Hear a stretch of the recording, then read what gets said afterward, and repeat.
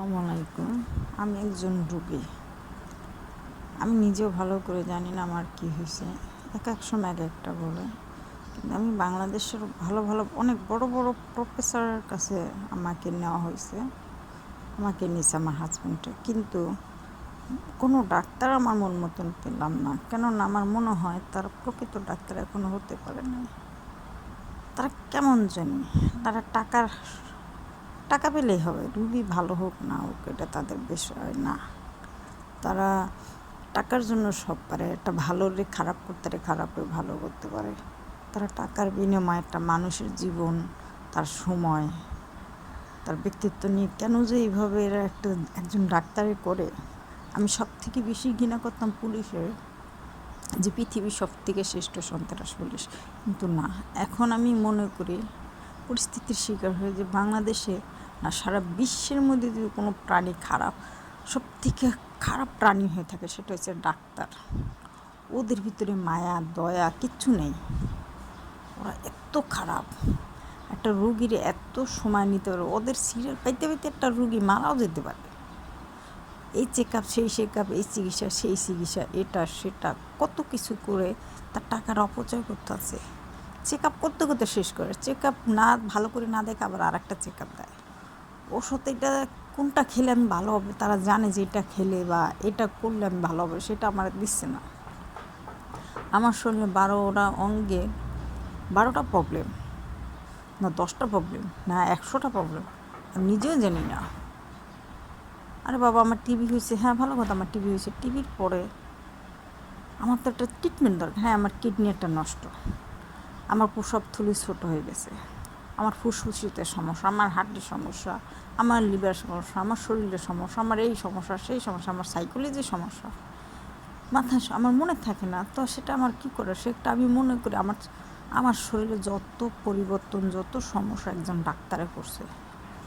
আমি ডাক্তারের মন থেকে আমি যদি মারাও যাই, তাদের বলবো যে আল্লাহ যেন তাদেরকে তাদের প্রাপ্য সাজা দিয়ে দুনিয়ার থেকে নেয়।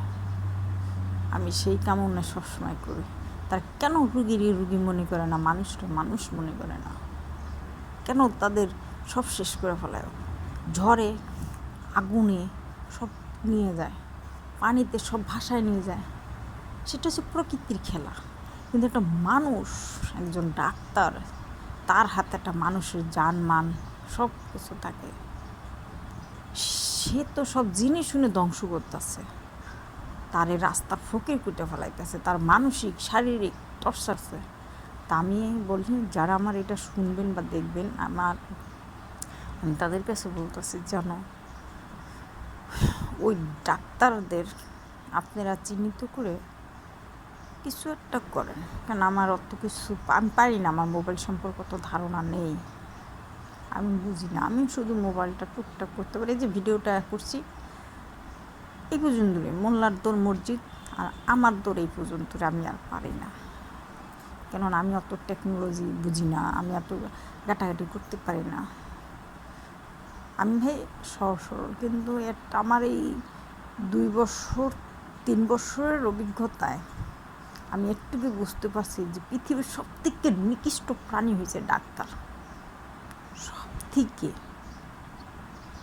ওরা মানুষ রূপে জানোয়ার, শয়তান। আমি জানি না ভালো ডাক্তার আছে কিনা, আমার সামনে এখনো পড়েনি।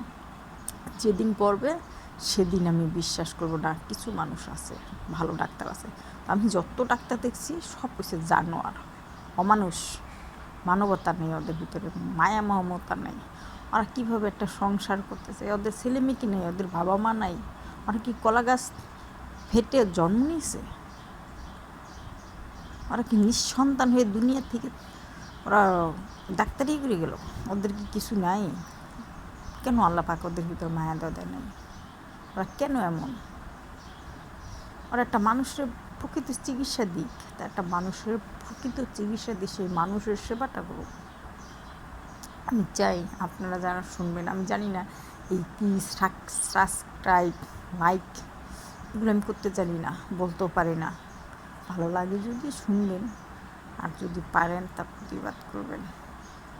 আমার মতন কেউ এরকম পরিস্থিতির শিকার হয়েছে কিনা আমি জানি না। আর কীভাবে এবার বলতে হয়, কীভাবে উপস্থাপনা করতে হয়, বা কীভাবে সামনাসামনি কথা আমি বুঝি না। যদি আপনারা বুঝেন আমাকে বলবেন, তাও বাংলা মেসেজ দিয়ে। ইংলিশ ভাই আমি বুঝি না,